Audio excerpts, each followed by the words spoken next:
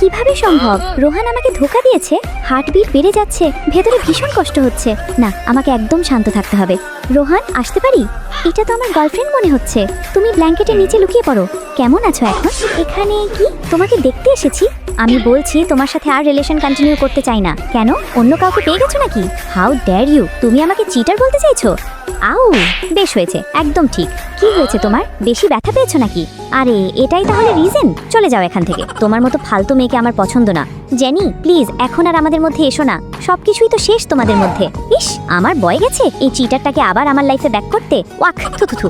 এই চিটারটাকে আমি 2 বছর ধরে ভালোবেসেছি। আমি এত বোকা কিভাবে ছিলাম? কি হলো? সিস্টেম কি অফ হয়ে গেছে? আমি নড়তে পারছি না কেন? পাগল নাকি এই মেয়ে? ব্রেকও তো কাজ করছে না। আউ, আর ইউ স্টুপিড? গাড়ি দেখেও এভাবে দাঁড়িয়েছিলে কেন?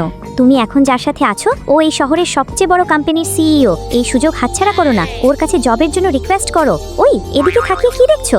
আমি এই শহরে নতুন। আপনার কাছ থেকে কি হেল্প পেতে পারি? আমার একটা জবের খুব প্রয়োজন। চলো।